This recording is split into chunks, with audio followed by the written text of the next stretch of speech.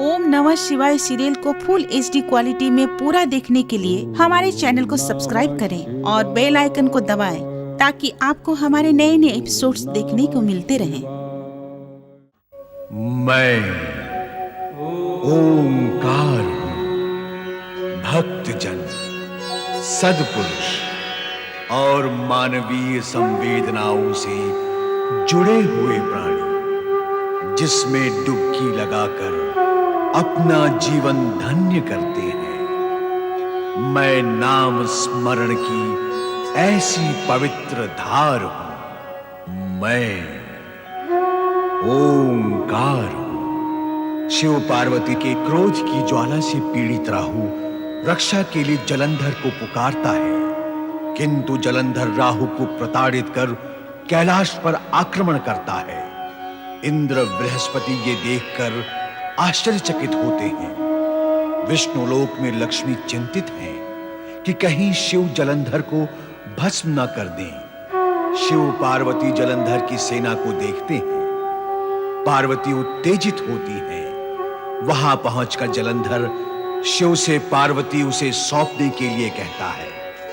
शिव शुक्राचार्य को प्रताड़ित करते हैं कि उन्होंने शिव आराधना करके शिव द्रोह भी किया। शिव के ध्यान से एक शक्ति उत्पन्न होती है जो शुक्राचार्य को उठाकर सागर में फेंक देती है। शिव वीरभद्र को पुकारते हैं। जलंधर उसे परास्त कर देता है। मायावी शिव से पार्वती सचेत होती है। वो विष्णु को पुकारती है। कहीं देवी पार्वती, आपने मुझे किस कार्य व कारणवश स्मरण किया है? श्री हरि, दुष्ट जलंधर ने मुझ पर कुदृष्टि डालकर मेरे सतीत्व तेज को आहत किया है। अब तो उस दुष्ट का अंत होना ही चाहिए। पर कैसे? आप मुझसे पूछ रहे हैं कैसे? जो दुष्ट दूसरे की पत्नी की गरिमा नहीं समझता और उस पर कुदृष्टि डालता है, उसे जीवित रहने का कोई अधिकार नहीं। उस दुष्ट जलंधर ने कैलाश पर आक्रमण किया, मुझ पर कुदृष्टि डाली और मुझे सुंदरी कहा। जलंधर का उद्देश्य तो अपवित्र था, दृष्टि मलिन थी, मन में पाप था। हम तो जलंधर को समाप्त करना चाहते हैं। फिर उस असुर ने मेरे स्वामी पर प्रहार कर उनकी शक्ति को चुनौती दी है। क्यों? किस कारण से? क्या सोच रहे हैं श्री हरि? अब भी वो अधम यदि जीवित रहा तो जगत में उत्पात मचाता रहेगा।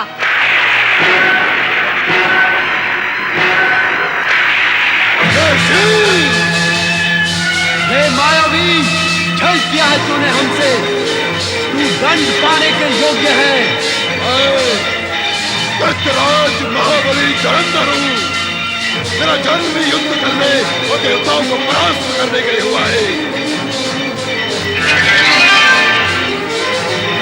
ये संभाल मेरा भार।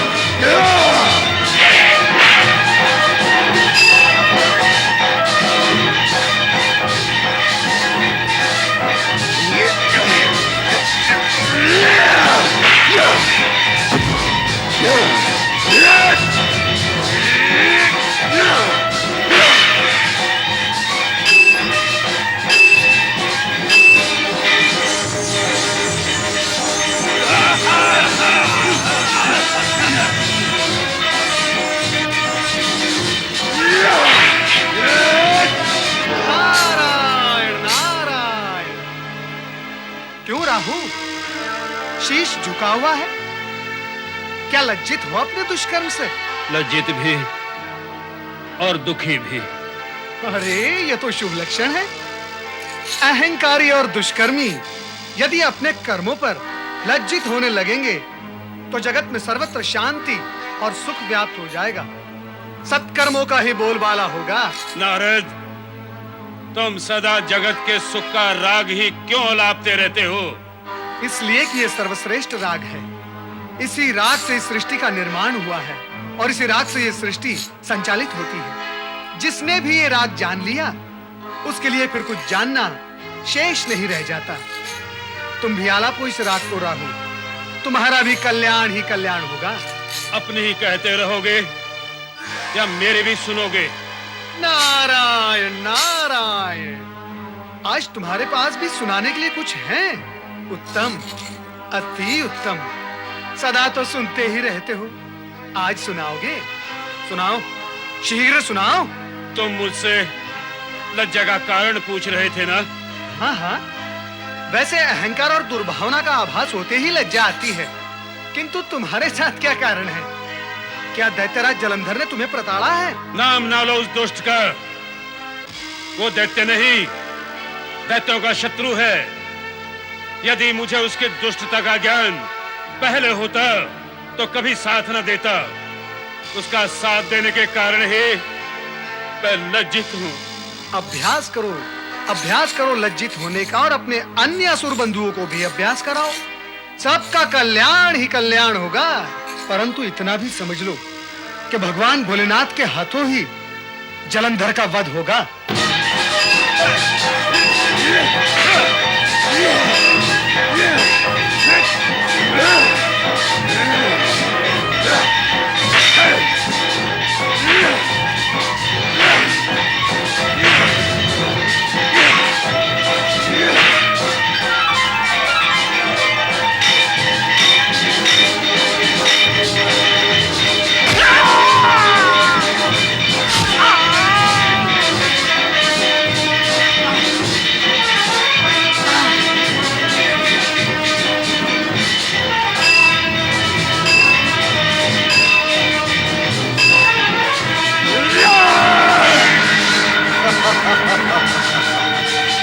उठाओ अपनी गदा, उठाओ।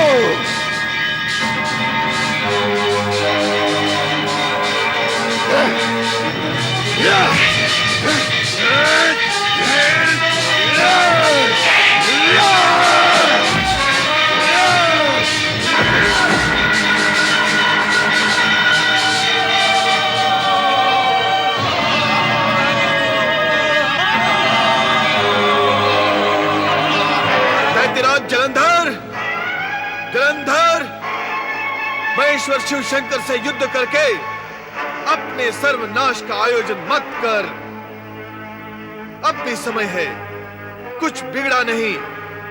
भोलेनाथ बड़े दयालु हैं। युद्ध रोककर इनसे क्षमा मांग, ये अवश्य तुझे क्षमा कर देंगे। अरे गुरु, कैसे गुरु हो तुम? कभी इस ओर तो कभी उस ओर। अरे बार बार दल बदलोगे तो तुम्हें गुरु कौन मानेगा? अरे निर्बुद्धे, समय की पदचाप सुन, काल के मंद पगों की आहट सुन, जो धीरे धीरे तुम्हारी ओर बढ़ रहे हैं। समय रहते संभल जा, फिर अवसर नहीं मिलेगा। युद्ध भूमि से भाग जाने वाले अवसरवादी दैत्य गुरु, मैं तुम्हारी भांति अवसरवादी नहीं हूं। सामने दुर्बल देखा तो डट गए और बलवान देखा तो हट गए। छह! मुझे उपदेश देने का अधिकार अब तुम खो चुके हो। पर तू तो अपने प्राण ही खो देगा इस युद्ध में। क्यों मेरे क्रोध को भड़का रहे हो? यदि यह क्रोध की ज्वाला भड़क उठी तो कोई भी मंत्र शक्ति तुम्हारी रक्षा नहीं कर सकेगी। हाँ, मेरे प्राणों की चिंता छोड़कर तुम अपने प्राणों की रक्षा करो दैत्य गुरु। जाओ, चले जाओ यहां से, जाओ। ऋषि,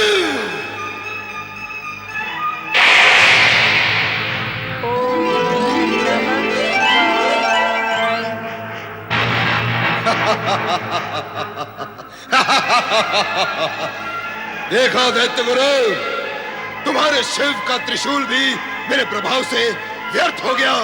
हाँ, तुम्हारी बुद्धि भ्रष्ट हो गई है जलंधर, इसलिए तुम नहीं समझ पाओगे कि त्रिशूल का इस भांति असफल होना शिव की लीला है।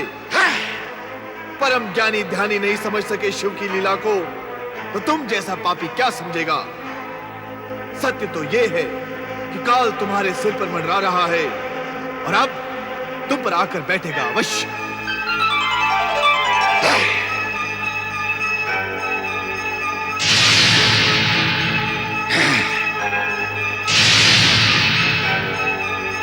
या!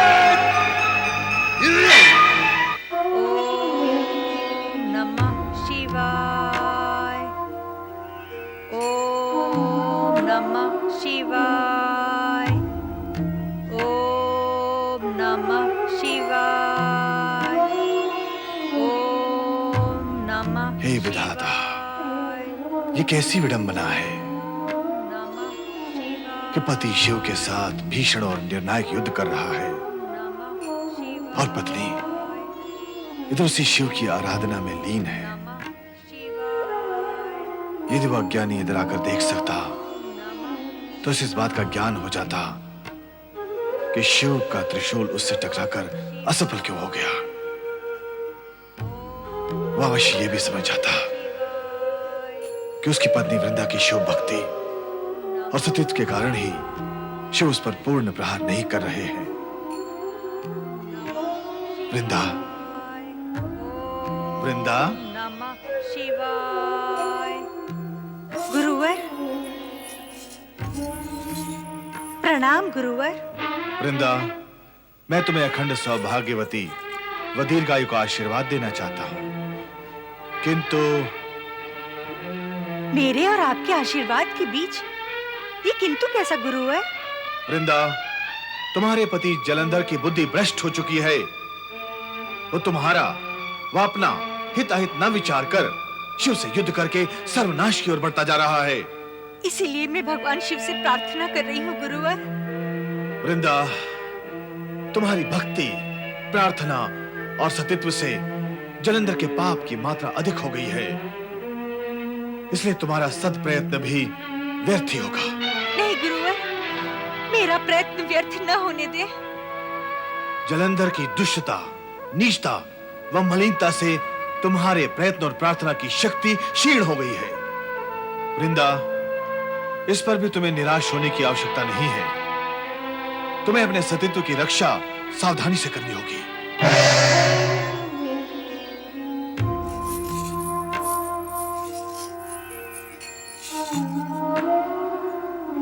ओम नमः शिवाय। ओम नमः शिवाय। श्रीमन नारायण नारायण नारायण। नारद, तुम इस समय यहाँ? परमपिता, मुझे कहाँ होना चाहिए था? अरे, ब्रह्म लीला, प्रभु लीला और शिव लीला का प्रचार प्रसार करते हो, और जब इस समय शिव लीला अपनी चरम सीमा पर है तो तुम्हें भी वही होना चाहिए था। वही लीला देखकर तो यहाँ आ रहा हूँ परमपिता, और यहाँ इसलिए आया हूँ कि आपसे ये जान सकूं कि शिव जलंधर युद्ध का अंतिम परिणाम क्या होगा। नारद, तुम अनेक बार ऐसी भूल कर चुके हो। भूल? कैसी भूल परमपिता? वही, ज्ञानी होकर भी अज्ञानियों की भांति सोचने और बोलने की भूल। ऐसा मैंने क्या कहा परमपिता? प्रश्न मुझसे क्यों? स्वयं से पूछो। पूछो अपने मन से कि यदि शेर और हिरण टकराएंगे तो धराशायी कौन होगा? पर्वत और पेड़ का सामना होगा तो उसकी परिणति क्या होगी? अर्थात भगवान शिवशंकर की ही विजय होगी। नारद, तुम्हारा सोचना और प्रश्न दोनों निराधार थे। भला शिवशंकर के सम्मुख असुर कितने समय तक टिक सकता है? ये जो समय लग रहा है, इसके मूल में कारण है वृंदा की पतिव्रतता। और नारद, सत्य ये है कि ये युद्ध शिव और जलंधर में नहीं, प्रत्युत वृंदा के पतिव्रत धर्म और जलंधर के अधर्म के बीच हो रहा है। इस सत्य से जुड़ा हुआ दूसरा सत्य यह भी है कि अधर्म की ओर बढ़ने की शक्ति जलंधर वृंदा से ही प्राप्त कर रहा है। और इतना तो स्वयं तुम भी जानते हो नारद कि अधर्म की मार्ग पर चलने वाले को केवल आभास होता है, मात्र लगता है कि वो विजयी हो रहा है, किंतु वो विजयी होता नहीं, आज तक नहीं हुआ, भविष्य में भी नहीं होगा।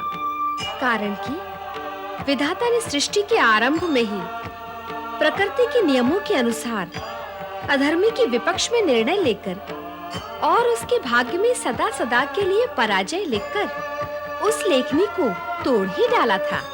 माता, मेरा समाधान हो गया। परमपिता, मुझे मेरे प्रश्न का उत्तर मिल गया। नारायण नारायण।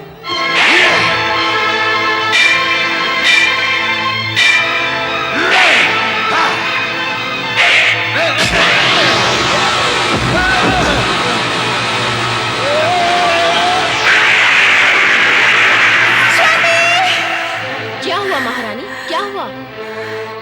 मैंने एक बहुत अशुभ स्वप्न देखा है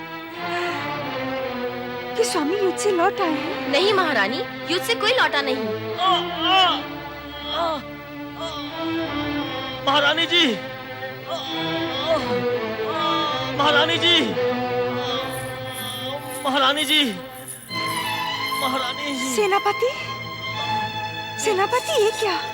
स्थिति हमारे प्रतिकूल है महारानी जी। असुर सेना शिवगढ़ द्वारा समाप्त हो चुकी है। और स्वामी? उनका कुछ पता नहीं है। पता नहीं है? क्या क्या तुमने उन्हें शिव शंकर के साथ युद्ध करते हुए नहीं देखा? देखा था, किंतु युद्ध करते करते अचानक वे अदृश्य हो गए। हो सकता है शिव ने अपनी माया से उन्हें समाप्त कर दिया हो।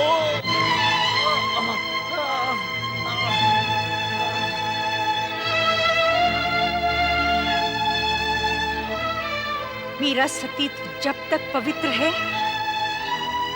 तब तक मेरे स्वामी का कोई भी बाल बांका नहीं कर सकता, नहीं कर सकता।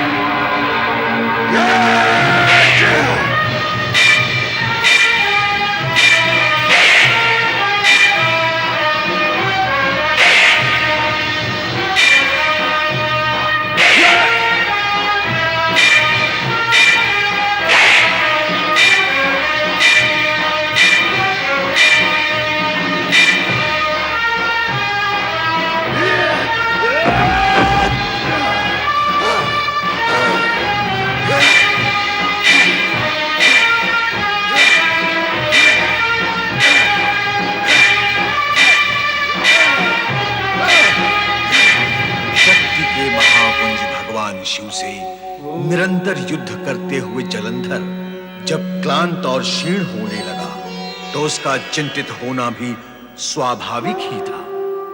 दूसरी ओर श्री हरि विष्णु माता पार्वती के इस अद्भुत किंतु उद्देश्यपूर्ण प्रस्ताव से गंभीर, चिंतित एवं किंग कर्तव्य विमूढ़ थे। जब माता लक्ष्मी ने उनकी इस दुविधा का कारण पूछा। स्वामी, आप किस चिंता और सोच में डूबे हैं? देवी पार्वती ने मुझे धर्म संकट में डाल दिया है देवी। कैसा धर्म संकट स्वामी? क्या बताएं और कैसे बताएं? इस विषय में मौन रहना ही उत्तम होगा। समय आने पर तुम्हें सब ज्ञात हो जाएगा देवी। समय तो इस समय भी आया हुआ है। आप मुझे ज्ञात कराएं कि कैसा धर्म संकट है। हठ ना करो देवी। मैं हठ नहीं, आग्रह कर रही हूँ स्वामी। वो भी ना करो। आग्रह करने का अधिकार तो मुझे है। पति पर धर्म संकट आया हो और पत्नी को ज्ञात ना हो, क्या पत्नी के लिए यह धर्म संकट नहीं है? मैं तुम्हें केवल इतना ही बता सकता हूं कि इस संकट का संबंध जलंधर और उसकी पत्नी वृंदा से है। स्वामी,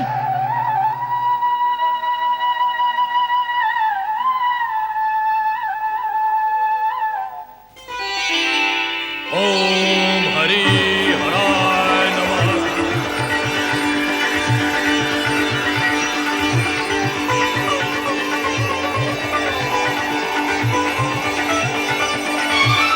क्या उनका कहीं भी पता नहीं चला? नहीं महारानी जी, हमने अपने सैनिकों को खोजा ताकि उनसे कुछ पूछा जा सके, किंतु एक भी ऐसा सैनिक हमें दिखाई नहीं दिया। हमने महाबली को खोजा किंतु उनका कहीं भी पता नहीं चला महारानी जी। महारानी जी, आपने जहाँ जहाँ बताया वहाँ वहाँ हमने महाबली की खोज की और वे वहाँ नहीं थे। वे नहीं थे तो उनकी कोई सूचना भी नहीं मिली। मिली, किंतु वे आपके समक्ष कहने योग्य नहीं है। सुनंदा, उन नागरिकों ने ये पूछने पर जो कहा वो आपके सुनने योग्य नहीं है महारानी जी। सुनंदा, जो कहने सुनने योग्य नहीं है और जो कुछ तुम सुनकर आई हो वही कहो, मैं सुनूंगी। वे यही कह रहे थे कि शिव शंकर के हाथों महाबली का वध हो चुका है। नहीं, ऐसा नहीं हो सकता, मेरे जीते जी ऐसा नहीं हो सकता, नहीं हो सकता। महारानी जी, नगर के उद्यान में एक महान चमत्कारी तपस्वी आए हैं जो त्रिकाल का ध्यान भी रखते हैं। उनके पास अपूर्व सिद्धि है, वो मृत शरीर में प्राण भी फूंक सकते हैं और हमारे महाराज कहाँ और किस स्थिति में है वो सब बता सकते हैं। तो मुझे इसी समय उनके पास ले चलो। हाँ हाँ चलो।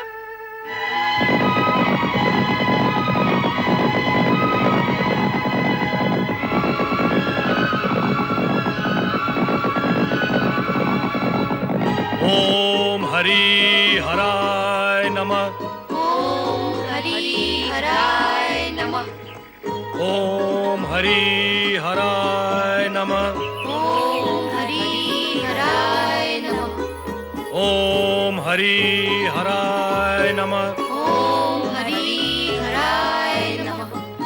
ओम हरि हराय नमः। ओम हरि हराय नमः। प्रश्न के लिए क्षमा करें महायोगी राज। सुना है आप त्रिकालदर्शी हैं और मृत शरीर में भी प्राण फूंक सकते हैं। अपनी पीड़ा कहो महारानी।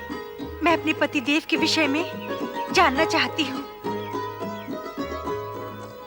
महाबली जलंधर के विषय में?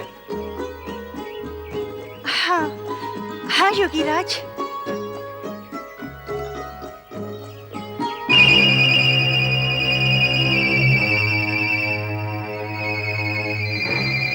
अमंगल दिखाई दे रहा है। अमंगल? अर्थात महाबली जलंधर अब जीवित नहीं है।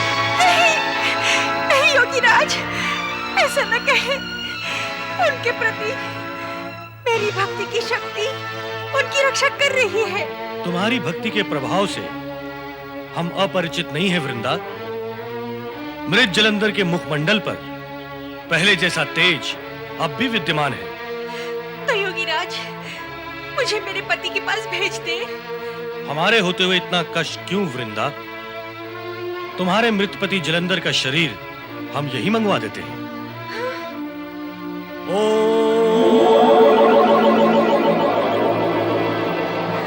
स्वामी!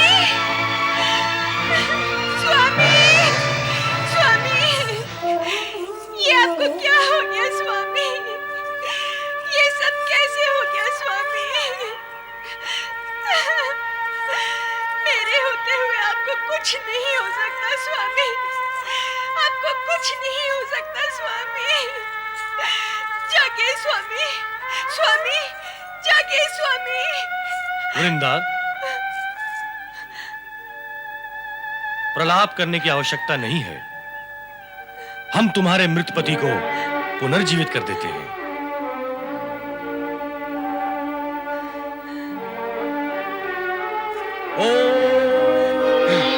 स्वामी, स्वामी, स्वामी, स्वामी, स्वामी।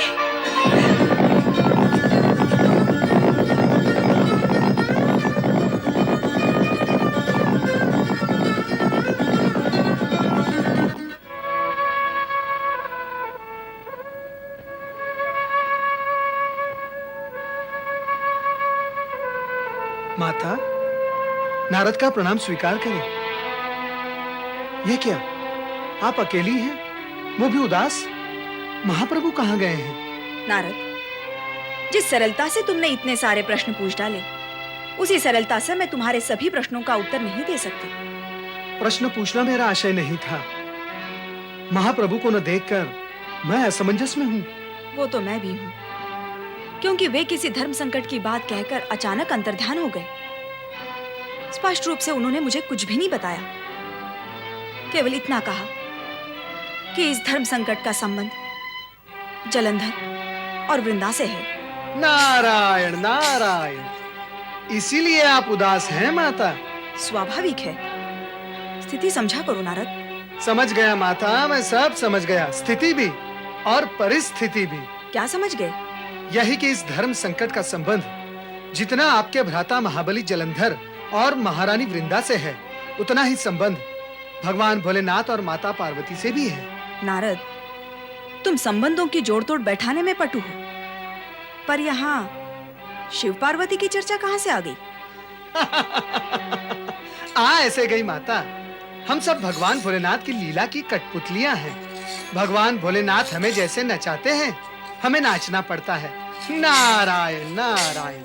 परंतु आप चिंता न करें, भगवान श्री हरि विष्णु शीघ्र ही अपना कार्य पूर्ण कर लौट आएंगे। श्री हरि विष्णु ने जलंधर के मृत मायावी शरीर को प्रकट करके वृंदा को आश्वस्त कर दिया था कि जलंधर जीवित है और शेष कार्य को पूर्ण करने हेतु श्री हरि विष्णु ने ऐसी लीला रची जिसके परिणाम स्वरूप जलंधर का अंत होना निश्चित था।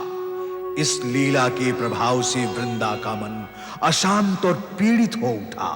उसे सांत्वना देते हुए श्री हरि विष्णु ने कहा, तुम्हारे मन की पीड़ा की शांति के लिए मैं तुम्हें वरदान देता हूं कि देवी लक्ष्मी की प्रतीक तुलसी में तुम सदा सदा के लिए निवास करके पूज्यता प्राप्त करोगी। सौभाग्यवती स्त्रियां तुम्हारी पूजा करके सौभाग्य का सम्मान प्राप्त करेंगी। इतने पर भी अब मेरे जीवित रहने का कोई अर्थ नहीं है।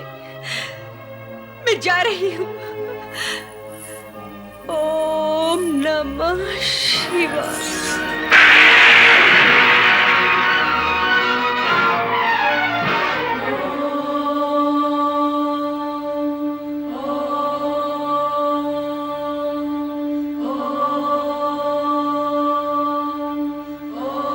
देवी वृंदा ने पंचाक्षरी मंत्र का जाप करते हुए स्वेच्छा से देह त्याग कर मोक्ष प्राप्त किया।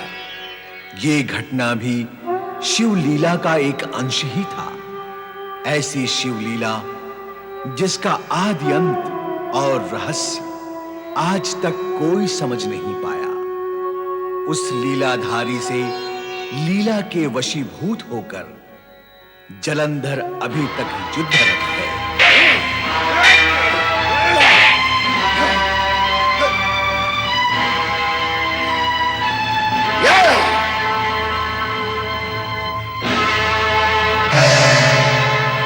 पार्वती को पाना ही मेरा एकमात्र लक्ष्य है। अब कोई तुम्हारी रक्षा नहीं कर सकता महादेव। मैं तुम्हारा अंत कर दूंगा।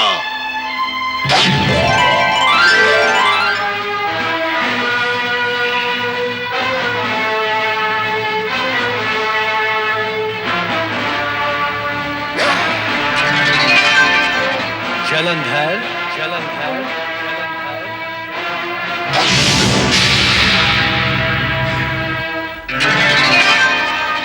मायावी जलंधर, मायावी जलंधर,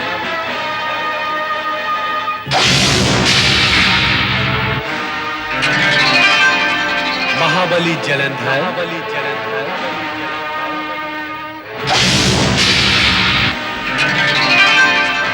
दैत्यराज जलंधर, दैत्यराज जलंधर,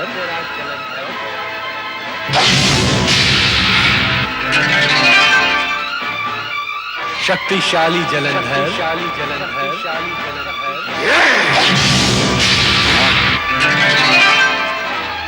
दैत्य सम्राट जलंधर, जलंधर,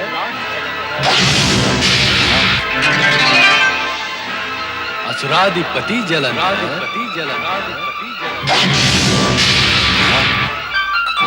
दुष्ट जलंधर, जलंधर,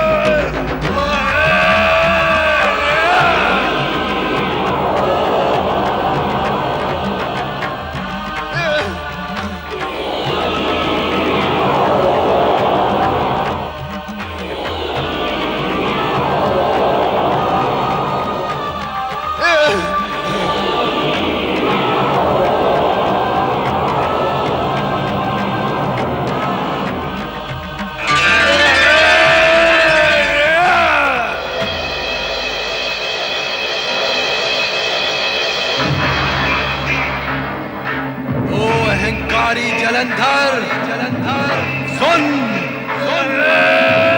तेरा मृत्यु घंट बज रहा है। तेरे पाप का घड़ा भर चुका है। तेरा अंतकाल समीप है।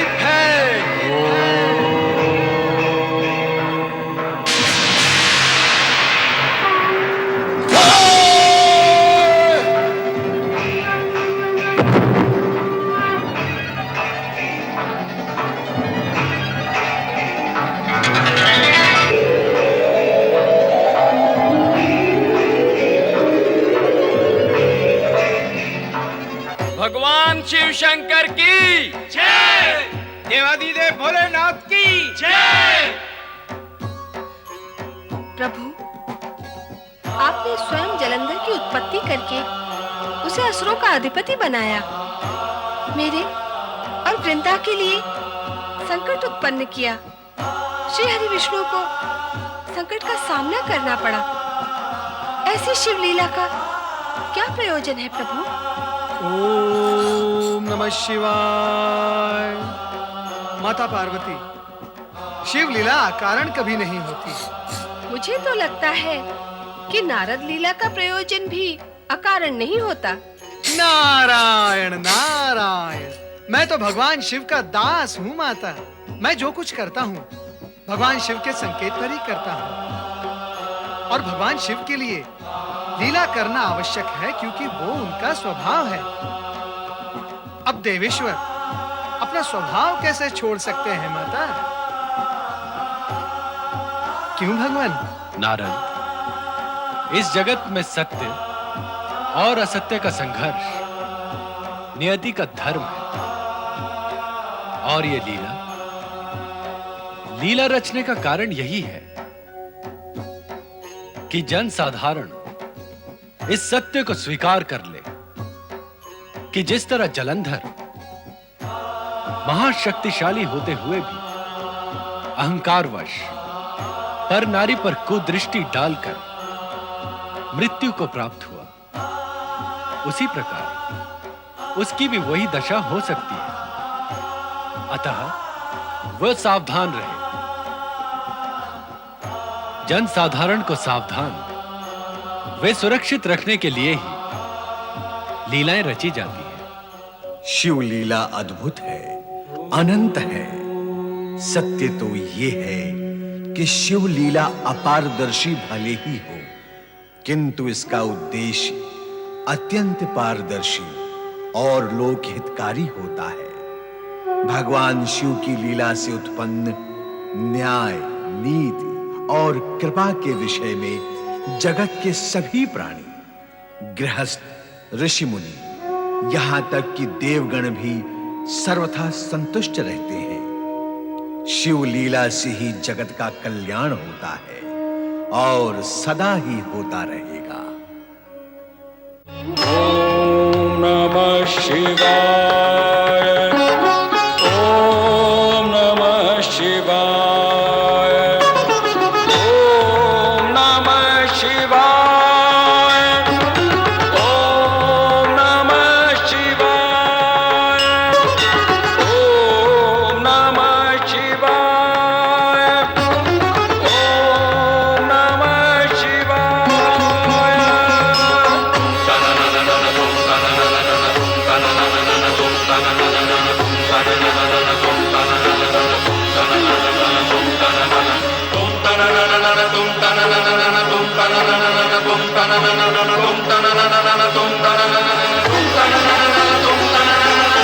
तुम